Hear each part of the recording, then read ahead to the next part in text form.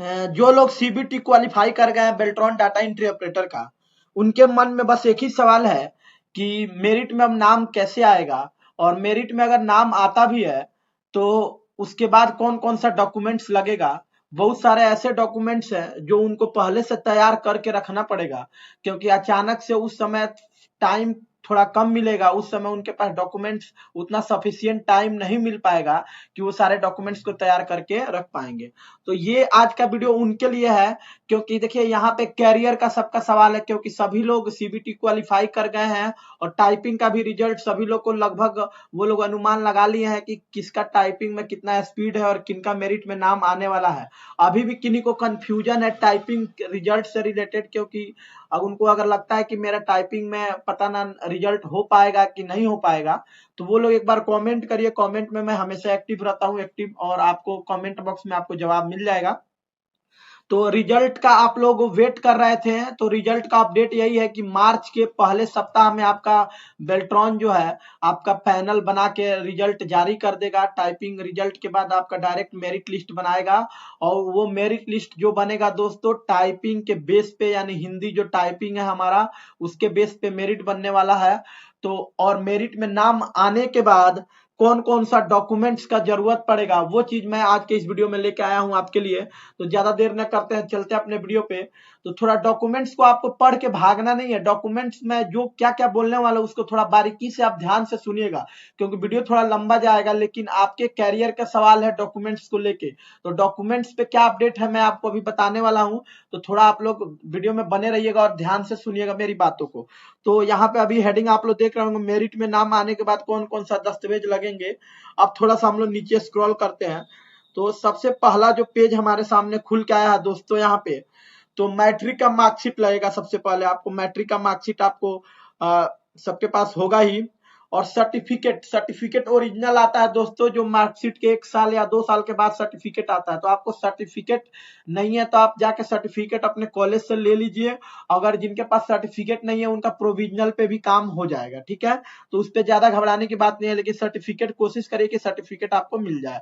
इसके बाद इंटर का मार्कशीट और सर्टिफिकेट सेम चीज है, और इंटर का भी सर्टिफिकेट अगर नहीं मिला तो आप अपने कॉलेज में संपर्क करिए और सर्टिफिकेट को आज ही ले लीजिए। अब एक सवाल सबके मन में है कि सर जाति, निवास और आय प्रमाण पत्र कैसा लगेगा, पुराना वाला चलेगा कि नया वाला चलेगा। तो मैं आपको बता देना चाहता हूं कि जब आप फॉर्म को फिल किए थे तो उस समय जो जाति निवास आय लगता है वो फाइनेंशियल ईयर अलग था, वो वित्तीय वर्ष अलग था, यानी वो चल रहा था आपका 23-24 चल रहा था। अब 24-25, 25-26 आने वाला है। तो आप नए फाइनेंशियल ईयर में, यानी 25-26 का मार्च के बाद 25-26 चलने लगेगा, तो नए फाइनेंशियल ईयर का बाद आप लोग नया जाति निवास आय आप लोग बनवा के रख लीजिए। नया अपडेट, नया साल का जाति निवास आय आप लोग बना के रख लीजिए। और जो आरक्षण का लाभ लेना चाहते हैं, जो कैटेगरी जिनका SC ST और क्या बोलते हैं OBC या कोई आरक्षण में है, तो वो तो जाति प्रमाण पत्र अपना एकदम रिन्यूअल करवा लीजिए और 100% नया वाला जाति प्रमाण पत्र आप लेके रखिए। तो जाति, आवासीय और आय प्रमाण पत्र ये लगेगा। इसके बाद अब थोड़ा नीचे स्क्रॉल करते हैं, आधार कार्ड पे क्या अपडेट है। देखिए, आधार कार्ड आपका मोबाइल नंबर से लिंक होना चाहिए, क्योंकि आपको पता है कि बेल्ट्रॉन जब मेरिट लिस्ट निकाल देगा तो मेरिट में जिनका जिनका नाम आएगा उनका KYC करना पड़ेगा। तो KYC कैसे होता है उस पर भी मैं आपको वीडियो बना दूंगा। KYC आपको करके आपको 5 ऑप्शन चूज करना होता है कि आप कौन से जिला में जॉब करना चाहते हैं। तो KYC में आपको हड़बड़ी नहीं होना है, पैनिक नहीं होना है। KYC अच्छे से करना है और ध्यान से करना है। तो जब आप KYC करने जाइएगा, आधार कार्ड से आपका KYC होगा, उसमें आपको OTP जाएगा आपके आधार कार्ड में, जो मोबाइल नंबर लिंक होगा। तो इसीलिए अगर आपका आधार कार्ड मोबाइल नंबर से लिंक नहीं है तो आज ही जाके लिंक करा लीजिए, ठीक है।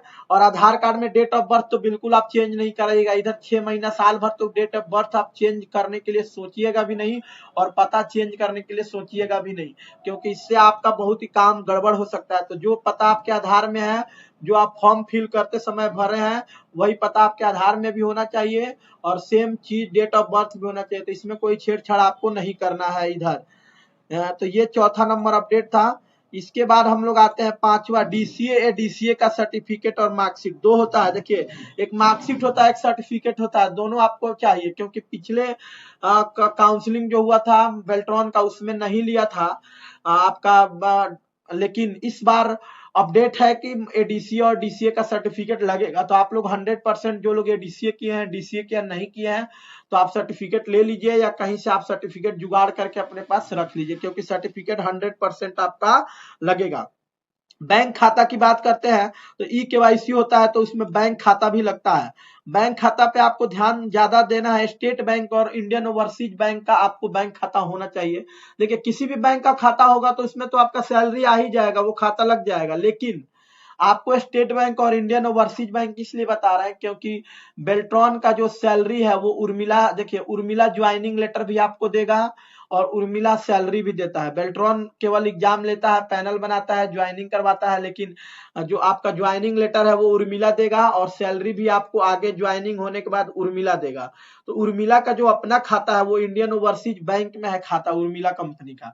तो इंडियन ओवरसीज बैंक के जिनका भी खाता होता है उनका सैलरी थोड़ा पहले आ जाता है।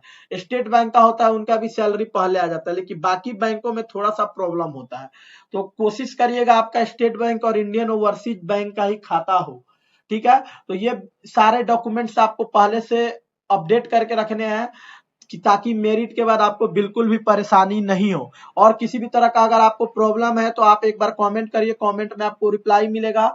और ऐसे लेटेस्ट अपडेट के लिए आप एक बार जरूर मेरे चैनल पे बने रहिए, और चैनल को सब्सक्राइब नहीं किया तो पहले जाकर सब्सक्राइब कर लीजिए ताकि सबसे पहले आपको नोटिफिकेशन मिले। धन्यवाद।